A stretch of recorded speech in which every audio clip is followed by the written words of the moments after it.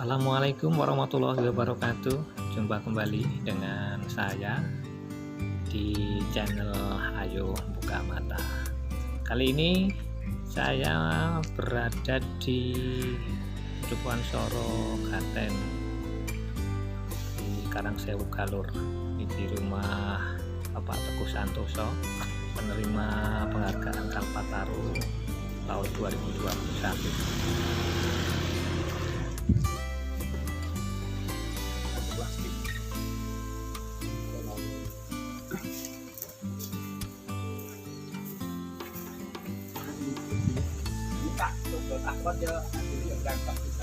Mari kita ikuti dan sambil kita dengarkan Pak Teguh menjelaskan tentang Jambul ini 3 kali Pak mawon. asetnya. Habis ini sehari. Dulu seperti ini juga nggak pernah leret. Dan saya biasanya ini ada siapa kita beli makan buah tanam. Apokat beli tanam, nanti sambung. Nah, ini kan nyambung giling. Ini nyambung, nanti latihan nyambung apokat itu lebih mudah. Ini varietas gading. Ya, apokat itu ada miki, ada wina, ada pluwang, ada gading, ada kendil, ada macam-macam ini. Ini pluwangnya kemarin bunga tapi masih rontok. Nah, ini sing kelengkeng gini ini juga. Ini tabu lambat juga buatnya. Nonton-nonton ini saya udah marahin kepingin kan. Iya. Ini sirsat madu Pak. Sirsat madu ini saya benihnya dulu dari Ambaro. Dari Hortimat kalau kita berjualan di Samudra. Sing ngarepan tadi udah ngawok. Nah ini saya kembangkan ibu-ibu sing anu ini salam. Salam ini warna loro ini. Ini salam pitik, ini salam kebu. Nah, ini biasanya tak cangkoi. Ini cangkokannya sudah habis. Madu disenengi nih teman-teman. Ini juga tawon. Tawonnya juga banyak. Nah, ini durian musangking. Ini cukup bagus. Cepat perkembangan. Ini nah. Ini besar ini loh. Ini bawor, durian bawor. Ini saya langsung ambil dari Banyumas. Saya beli ke sana. Dulu beli 100 itu kok 3. Saya 50 sendiri. Lumayan. Pisau besar ini juga enggak pernah berhenti buah terus ini. Jadi ini sangat manis. Nah, jebet Pak ini bertangga kan ini. Jebet putih. Ini belum putih. Nanti kalau matang putih agak ini nanti. Ini kan putih kan tidak ireng. Ini sudah matang, tapi ini karena kelebihan air pecah. Karena kemarin hujan loh, terus pecah. Nek matang itu kan kudune air harus dikurangi supaya manis. Ini sirsat madu Pak. Sirsat madu ini kelebihannya tidak ada kecutnya blas. Blas orang kecut. Ini dua satunya. Ini mau dibeli orang udah mulai. Dua ini mawar terus. Ini mawar. Ini sudah 3-4 kali. Kalau yang ini yang asam manis. Sirsat biasa. Anak kecut. Nah ini kelengkeng aroma durian. Kalau aroma durian ini tidak perlu di booster, nanti bisa kembang sendiri. Nah, yang perlu di booster itu yang jenis itu, kristal itu harus di booster. Kalau nggak di booster nggak keluar. Ya, tapi itu juga perluan. Ya, teman-teman semuanya, inilah beliau Bapak Teguh Santoso, SPDMPD yang tahun ini terpilih sebagai penerima penghargaan Kalpataru tingkat tinggi untuk kategori pengabdi lingkungan. Nah, nanti akan kita coba bincang-bincang dengan beliau, mungkin perjalanan selama ini. Ya semoga nanti cerita beliau ini menginspirasi kita semuanya. Amin. Menjadi agen-agen pemerhati lingkungan. Betul ya Pak Teguh, yang kemarin menerima penghargaan itu. Alhamdulillah, kemarin tanggal 16 September saya menerima penghargaan dari pemerintah Provinsi Daerah Istimewa Yogyakarta, penghargaan Kalpataru ya, sebagai pengabdi lingkungan ya. Berarti ini pengabdi. Apakah ada kategori lain? Untuk Kalpataru yang saya tahu ada 4 kategori. Yang pertama ada perintis, kemudian penyelamat, kemudian pengabdi, dan pembina. Khusus untuk pengabdi itu memang syaratnya sebagai ASN. Oh iya ya. Ya betul ya, berarti ini kategori pengabdi karena Pak Teguh ini sebetulnya beliau adalah salah seorang ASN yang sebetulnya juga tugasnya tidak ringan karena beliau ini sebagai kepala sekolah di SD Negeri Perembulan Panewon Galur. Ya kita bayangkan sebagai seorang kepala sekolah saat ini sebagai manajer, tentunya juga pekerjaan wajibnya juga sudah tidak ringan sebetulnya. Tapi ternyata pendidikan juga kemudian sempat-sempatnya memperhatikan lingkungan atau masalah di sana. Ada motivasi apa itu? Ya, yang pertama jadi begini ya. Jadi Kalpataru itu bukan lomba ya. Bukan lomba, itu sebuah penghargaan dari pemerintah karena kiprahnya seseorang atau kelompok terhadap lingkungan itu. Kemudian kalau yang khusus pengabdi ini adalah kiprahnya selaku ASN. Jadi alhamdulillah begini, di sela-sela kesibukan saya sebagai kepala sekolah di SD Perembulan Kabupaten Galur, ini saya memang sempat nih, dan saya sempatkan sekali karena yang pertama adalah panggilan jiwa. Jadi hobi nih. Saya senang sekali melihat lingkungan ini menjadi baik, dan ini juga timbul dari keprihatinan yang ada, kemudian obsesi saya ke depan. Jadi untuk merubah dunia ini menjadi baik kan harus kita mulai dari diri sendiri. Jadi di sela-sela waktu saya, misalnya kemudian pagi, sore, atau pada saat-saat libur, memang saya bergelut dengan kegiatan-kegiatan yang bersifat lingkungan. Dari mulai ini menanam tanaman, saya kan harus memberikan contoh pada masyarakat, tidak hanya omong ya. Jadi tanaman-tanaman buah saya tanam baik yang ada di tabulang pot atau di pot, kemudian ada yang tanam secara langsung. Karena mengapa saya tanam di tabulang pot? Ini ada beberapa alasan, diantaranya yaitu untuk mengatasi tempat-tempat yang sempit. Karena biasanya orang menanam alasannya nggak punya lahan, Nah inilah solusinya gitu. Nah, di sini nanti oksigen juga alhamdulillah kalau ini banyak tanaman juga. Tentu saja juga ada keuntungan ekologi, ada keuntungan ekonomi dan sebagainya. Ini motivasi saya. Dan yang jelas adalah bagi saya menanam atau merawat lingkungan itu sebuah ibadah baik. Nah, jadi ini yang tidak akan laku insyaallah. Ya, memang ternyata untuk mendapatkan penghargaan bukan sebuah cita-cita ya. Oh tidak ada Pak, ini tidak ada target nih. Jadi kalau Kalpataru itu bukan sebuah lomba yang bisa dengan kita siapkan dengan mendadak. Tapi ini butuh proses lama dan tentu saja saya diamati dalam waktu yang lama. Ini minimal 5 tahun. 5 tahun berkiprah, jadi track recordnya atau kurikulum vitae-nya itu terhadap pengabdian lingkungan ini ya. Dulu gambarannya juga nggak ada, saya kemarin ditemui dari DLH itu juga nggak tahu apa sih Kalpataru ya. Mungkin kalau di sekolah tahulah Kalpataru adalah penghargaan pemerintah bagi pemerhati lingkungan hidup, hanya itu saja. Saya tahunya hanya itu. Tapi jujur tidak ada kemudian ingin mendapatkan penghargaan. Nah ini yang tentunya yang istimewa karena ternyata ini adalah sebuah proses alamiah dari yang munculnya dari lubuk hati yang paling dalam, diawali dari sebuah hobi ya, suka menanam budidaya tanaman atau kemudian merawat lingkungan, tapi ternyata kemudian ini mendapat perhatian dari pemerintah bahwa ini memang menjadi teladan bagi yang lain. Nah kemudian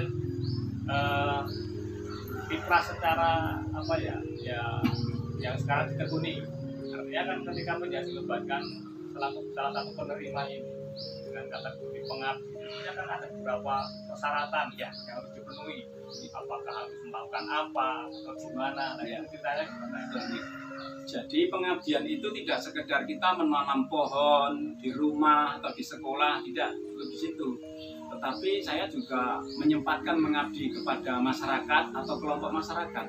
Jadi alhamdulillah memang sudah lama saya itu berkiprah untuk sebagai pembimbing kelompok tani ya di daerah Gadungan sana.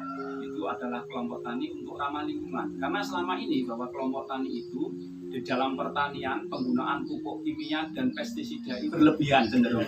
Makanya ini kalau dibiarkan saja ke depan itu bahaya karena pestisida yang berlebihan itu akan menyebabkan resistensi pada hama. Kemudian pupuk yang berlebihan, pupuk kimia tentu saja, ini juga akan tanah itu menjadi bantat atau tidak subur lagi. Maka ini harus kita selamatkan mulai dari sedikit demi sedikit. Alhamdulillah setelah saya mengedukasi, kemudian mendampingi petani untuk bagaimana bertani secara ramah lingkungan, menggunakan pupuk-pupuk organik dan sebagainya. Kemudian yang kedua, juga saya sebagai penasihat Karang Taruna di wilayah dusun ini. Di sini ada Karang Taruna namanya Anom Soroketi. Ya, ini dari pemuda-pemuda atau pemudi-pemudi ini bergerak. Kegiatannya sifatnya memang sosial ya, kebanyakan diantaranya kerja bakti, pembersihan lingkungan, kemudian mengumpulkan sampah-sampah bekas, itu pernah mengumpulkan minyak jelantah. Gitu. Minyak jelantah itu ada dua fungsi. Yang pertama biasanya Yun Sewu kalau di keluarga itu hanya dibuang ke mana gitu sehingga itu akan menyebabkan polusi. Maka ketika diambil itu selain juga membersihkan lingkungan juga ada nilai ekonomi walaupun tidak seberapa. Nah itu kan khasnya dijual itu bisa untuk kas, ya, untuk kas di Karang Taruna. Kemudian ada juga saya untuk pengabdian ke luar, ya, penanaman mangrove. Alhamdulillah untuk beberapa tahun yang silam saya juga tidak ada gambaran. Pokoknya ada menanam mangrove di sana, saya ikut begitu saja. Tapi baru sebagai peserta. Itu ya 7 tahunan yang lalu lah kira-kira.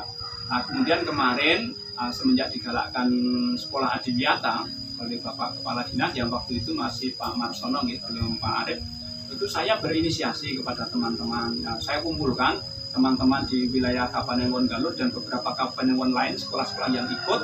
Kemudian di situ ada dua kegiatan. Yang pertama tabur ekoenzim di Sungai Progo, yaitu tujuannya adalah untuk membersihkan ekosistem di situ, membenahi lah begitu.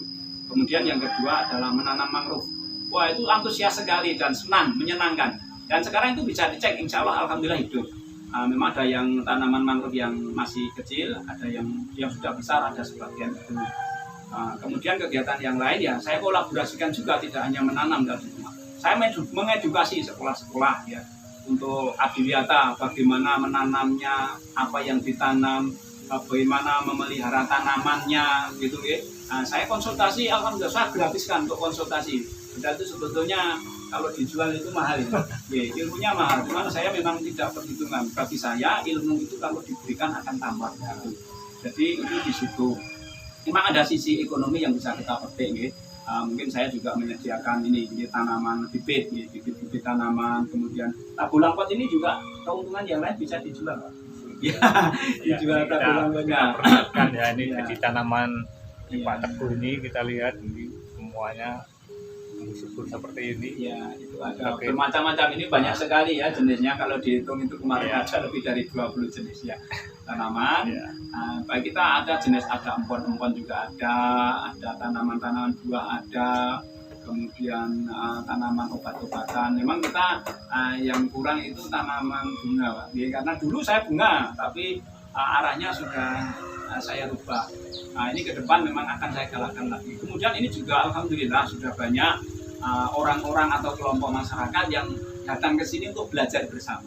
Jadi belajarnya itu mulai dari membuat bibit ada, kemudian membuat media, ya. Kemudian bagaimana membuat tabulang pot, medianya seperti apa, bagaimana cara membuahkan tanaman yang ada di dalam pot ini bisa menjadi berbuah.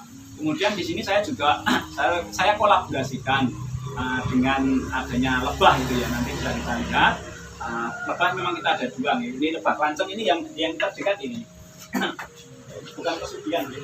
Oh ya. Ini lanceng juga. Ini ada lebah lanceng. Ini sebetulnya banyak yang kotak-kotak di belakang. Cuman kemarin sudah pada banyak yang dibutuhkan ya, kita berikan lah. Nanti kita bisa budidaya lagi. Kemudian ada juga lebah apis serana. Melihatnya seperti ini. Ketika banyak lebah di situ, tanaman-tanaman itu sudah musim berbunga, maka efektivitas penyerbukannya itu menjadi bagus, sehingga kemungkinan prosentasi untuk jadi itu lebih banyak. Dan sekitar saya ini vegetasinya juga tanaman yang kelapa itu yang bunganya ada sepanjang tahun. Nah, Ya, ini. ya. Tapi kalau Oke, lebah itu pentingnya memang yang disiapkan adalah vegetasi dulu. Vegetasinya ya tanaman-tanaman yang bisa menghasilkan polen atau nektar. Nah, kebetulan yang di sini itu dua-duanya bisa menghasilkan. Kemudian kalau lebah kelanceng ini memang dibutuhkan tanaman-tanaman bergetah, Pak Eko. Ya, seperti sawo, seperti kemudian mangga. Ya, itu karena yang jenengan kalau punya kelanceng kemudian kulitnya getah mangga itu dilukai getahnya nanti akan merubung di situ. Nah, itu saya sudah membuktikan beberapa kali ya ternyata memang butuh getah karena itu untuk membuat rumah-rumahnya itu. Ya kira-kira sekelumit demikian dulu. Berarti memang proses kemudian menerima pengajaran ini memang tidak sebentar, dan itu sebetulnya ya berangkat tidak dari sebuah cita-cita, tapi memang Mengalir ya? mengalir Ya, dari hobi kesukaan tadi. ya, dan tentunya ini juga membawa dampak kepada orang lain karena dirinya juga melakukan pembinaan kelompok tani bahkan sampai garuan itu panjatan. Iya, panjatan. Panjatan. Karena dulu saya kan SD-nya dikasih. Kemudian mungkin juga selama perjalanan dengan menyalurkan hobi, kemudian bisa penjelasan mengajak orang lain untuk berperilaku mengikuti penjelasan. Ini kan tentunya juga ada pernah pelik suka dukanya.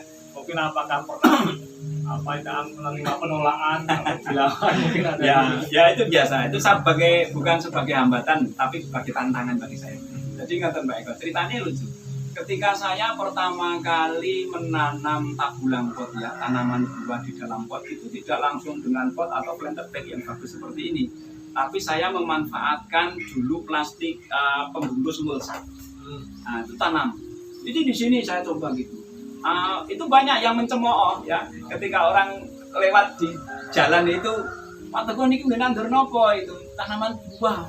Dulu kok iso urip, iso mawo. Nek buah itu kan gede-gede gitu.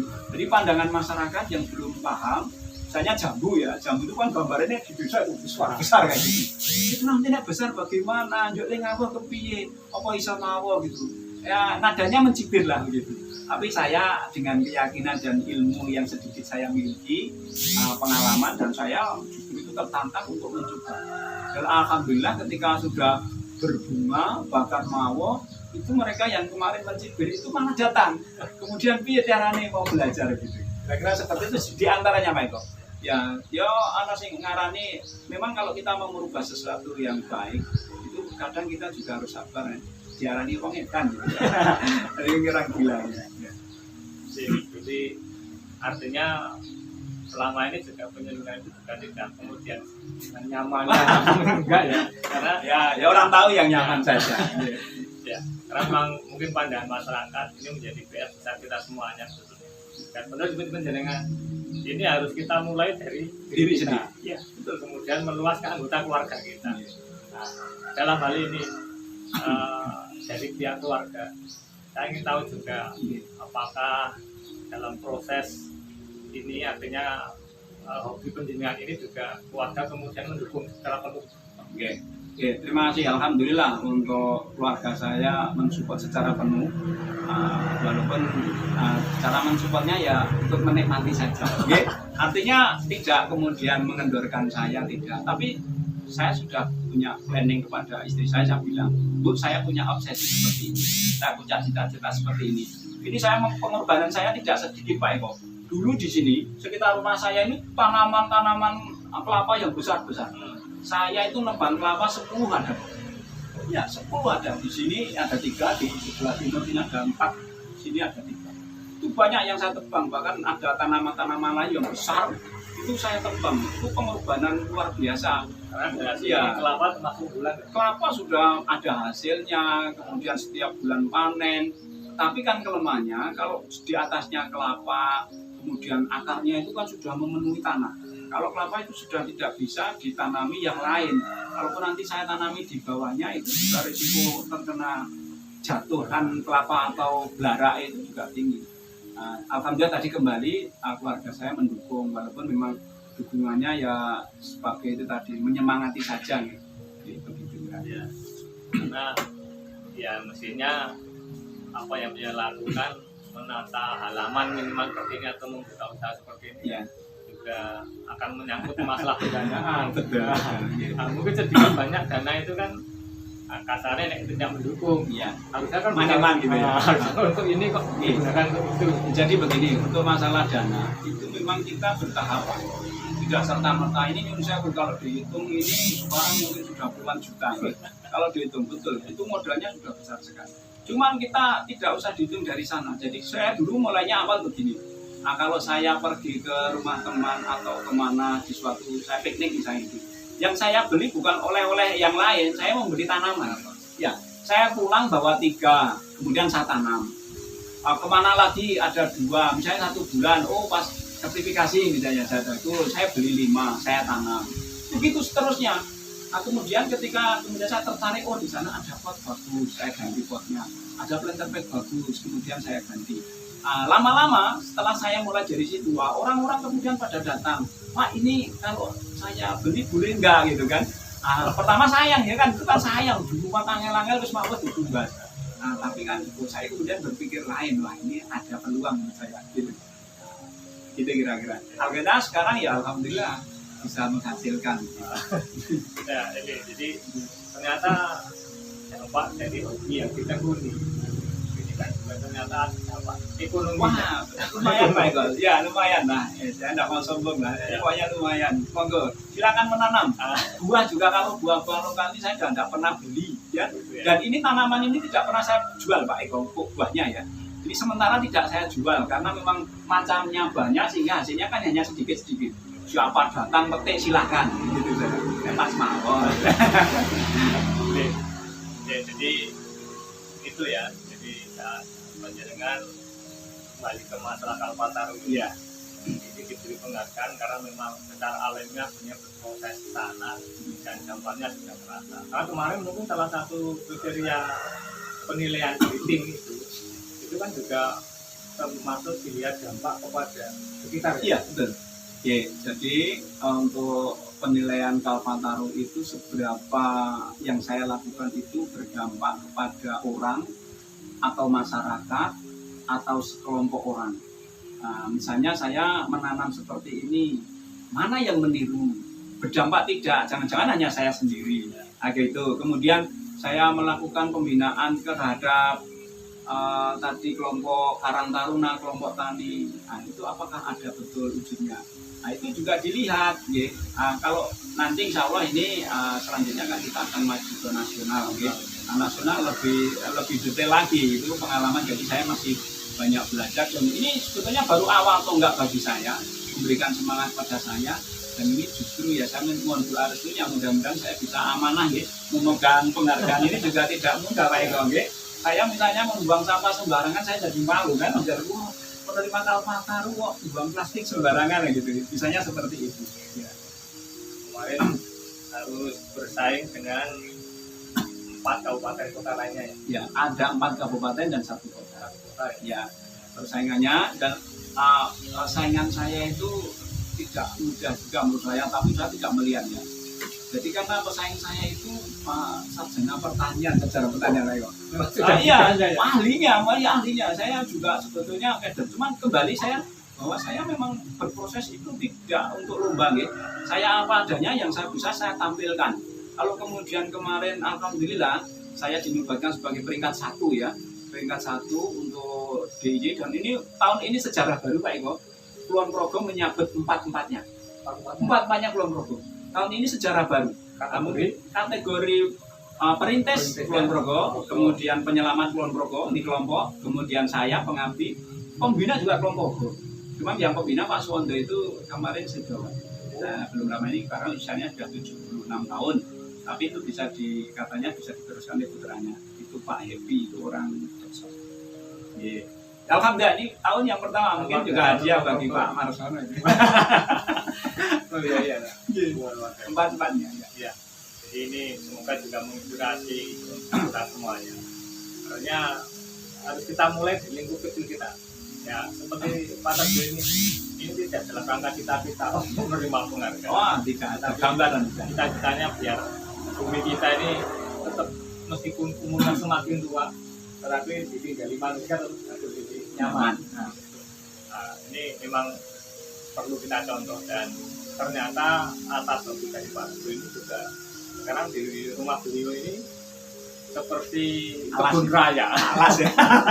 seperti kebun raya, berbagai macam tanaman dicoba ditanam. Ya, betul tadi kan kita memang memberi contoh kepada masyarakat. Iya. Dulu begini Pak, ada nih tanaman-tanaman yang saya tanam ini adalah memang habitat aslinya dari dataran tinggi. Orang yang mengatakan lu Suramawon yang menurut saya ada kelengkeng-kelengkeng yang kristal, awalnya kan dari dataran tinggi. Alhamdulillah di sini juga berbuah. Tantangan. Dan lagi tadi uji cobanya masalah harus dikombinasi dengan tawon, ya, karena ini ya kayok dulu ya, karena dulu dari mulai itu. Iya. Nah, proses penyerbukan alam itu kan dibantu oleh serangga. Ya, serangga. Nah, daripada ngawin ke jagung, ngawin ke sawun yang ora iso. Nah, itu akhirnya kan mencoba mencari yang juru kawin, yang mengawinkan itu kan alami. Dan ini ya, ternak tawon itu sangat menguntungkan Pak Ibu, karena akan keipakan. Makannya tidak membeli ya. Jadi tawon itu makannya ora tumbas, nanti kita menerima madunya. Nah, gitu loh. Ini karyawan rambahnya. Ya, gitu, betul. Ya, itulah hari ini saya berbahagia sekali bisa ketemu dengan beliau dan juga bisa menyampaikan ke teman-teman semuanya yang selalu di channel saya. Bahkan Pak Teguh sudah membuka diri. Mungkin dari sekian penjenengan di antara anda semua teman-teman saya, ada yang suka juga punya hobi juga yang seperti saya dengan Pak Teguh. Ingin belajar, ingin mengembangkan ilmunya, belajar bersama, sering ilmu, silakan meraup ke gratis Pak. Yang kita belajar bersama. Ini luar biasa, jadi silakan. Dan saya juga siap untuk memberikan misalnya ada yang membutuhkan keluar, misalnya ini Pak, bagaimana cara membuat media misalnya, bagaimana cara membuahkan, siap datang untuk terutama juga untuk sekolah-sekolah yang sekarang untuk adiwiyata, secara pribadi maupun secara kelembagaan saya siap untuk menjadi mendampingi. Nah ini, jadi peluang ya untuk teman-teman yang ada di sekolah, silahkan sekiranya nanti membutuhkan konsultan atau konsultasi. Misalnya ini saya punya sekolah seperti kondisi seperti ini baiknya diapakan Pak Teguh, nanti bisa ngatur Pak Teguh. Ini nomornya nanti di atas di sini ya, nomornya nanti bisa dihubungi. Ini online 24 jam, silahkan dihubungi. Nanti Pak Teguh juga merawat sana. Juga kepada masyarakat umum, Karang Taruna misalnya, atau PKK atau kelompok tani, KBT silahkan nanti bisa menghubungi beliau, dan beliau sudah membuka diri, apalagi beliau sekarang sudah menjadi duta lingkungannya tinggi. Sudah dinobatkan di lingkungan tinggi, artinya kalau penjaringan mungkin di luar Kulon Progo pun siap ya siap. Siap. Nah, ini kan bukan antaran ya, bahkan misalnya orang luar pun saya bolehkan. Karena saya juga dulu pernah belajar pertanian di Jepang itu Pak. Ini urusan Jepang pertaniannya. Makanya saya juga bagaimana silakan untuk siapa saja. Ya, gitu. Jadi monggo ya. Ini kita, apalagi pada kelompok khususnya, kita sudah punya narasumber. Ini yang menilai bukan orang kelompok itu, sudah dibangun DIY, dan ini nanti insya Allah ya kita doakan bersama. Ini akan maju ke tingkat nasional. Ini tentunya kesuksesan beliau ini akan membawa nama baik kelompok khususnya dan DIY pada umumnya. Oke, terima kasih Pak Teguh atas bincang-bincangnya, atas ceritanya, atas sharingnya. Saya yakin bahwa apa yang saya sampaikan ini akan membawa dampak positif pada teman-teman kita ya. Amin. Ya. Dan teman-teman semuanya, demikianlah jalan hari ini melalui Bapak Teguh Santoso yang kami ini merupakan sebagai penerima penghargaan Kalpataru tingkat tinggi. Dan tentunya banyak hal yang selama ini belum kita ketahui dan atas cerita dari Pak. Tetap ikuti channel saya, berikan dukungannya dengan like, komen, dan subscribe-nya. Tetap channel saya Adi Purnama. Terima kasih. Assalamualaikum warahmatullahi wabarakatuh. Waalaikumsalam.